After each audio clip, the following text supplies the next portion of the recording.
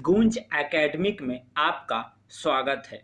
BPSC, UPPCS और UPSC के exam में पीटी और मेंस में जो कुछ प्रश्न पूछे जाते हैं उससे संबंधित कुछ प्रमुख मिशन को मैं आपके सम्मुख रख रहा हूं। अभी पूरी दुनिया लॉकडाउन में है। लॉकडाउन की वजह से बहुत सारे लोग जहां तहां फंस गए हैं।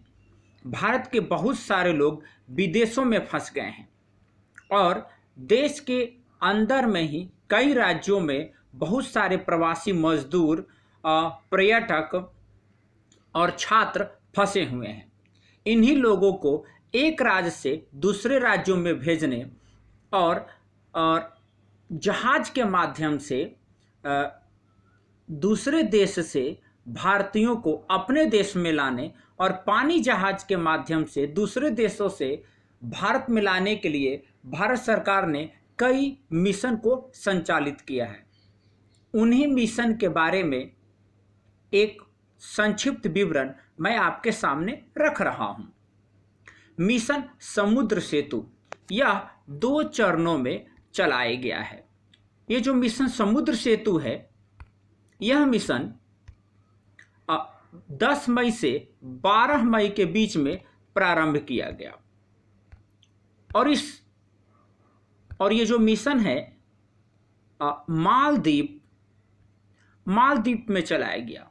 भारतीयों को मालदीप से भारत लाने के लिए चलाया गया। क्योंकि क्या है कि मालदीप में लगभग 27,000 भारतीय रहते हैं। उसमें से 4500 लोगों ने भारत वापस लौटने के लिए भारत सरकार को आवेदन दिया था। तो भारत सरकार ने मिशन समुद्र सेतु का संचालन किया और पहले चरण के तहत आईएनएस जलाश्व और आईएनएस मगर के द्वारा मालदीप से यात्रियों को निकाला गया। आईएनएस जलाश्व जो कि 10 से 12 मई के बीच में चला, 698 यात्रियों को माले से कोच्चि लेकर पहुंचा। वहीं दूसरी तरफ आईएनएस मगर भी 10 मई से 12 मई के बीच में चलाया गया और यह 202 यात्रियों को लेकर माले से कोच्चि पहुंचा।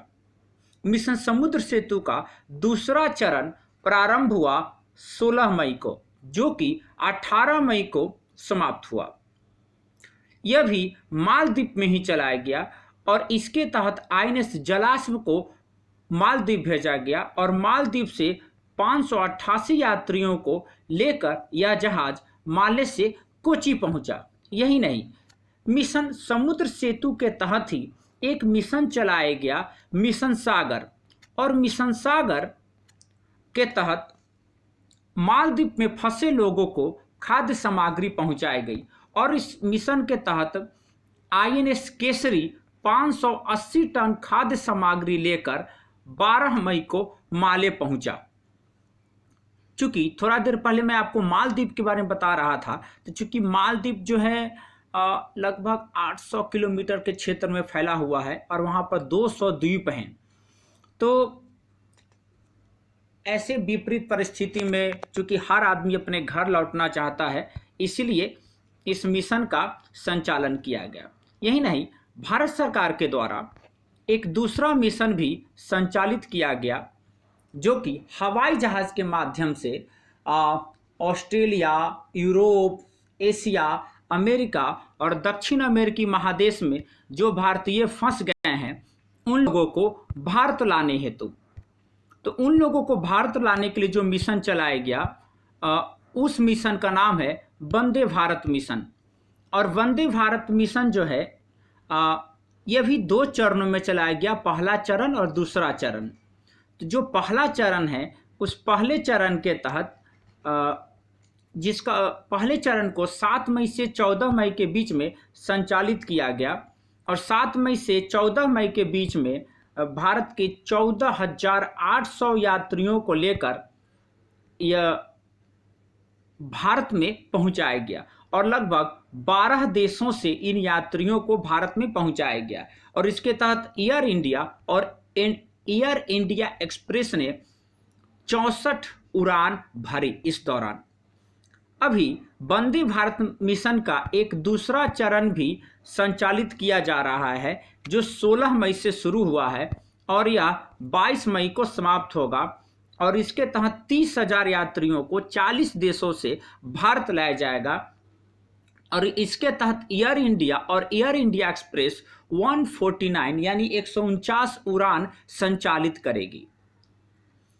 इसी कड़ी में एक तीसरा जो मिशन है जो भारत में चलाया जा रहा है, उसका नाम है श्रमिक स्पेशल ट्रेन। और यह जो श्रमिक स्पेशल ट्रेन है, भारत के कई राज्यों में फंसे प्रवासी मजदूरों, छात्रों और अन्य लोगों के लिए संचालित किया जा रहा है। इसी योजना के तहत जो पहली स्पेशल ट्रेन है, यह लिंगमपल्ली तेलंगाना से हटिया रांची तक चली, जो 1 मई के दिन शुरू हुई। और अभी भी भारत में लगातार ये श्रमिक स्पेशल ट्रेन का संचालन किया जा रहा है। और एक श्रमिक स्पेशल ट्रेन में लगभग 24 कोच होंगे और एक कोच में 54 यात्रियों के बैठने की सुविधा है। और एक ट्रेन से 1000 से 1200 लोगों को एक राज्य से दूसरे राज्यों में पहुंचाया जाएगा।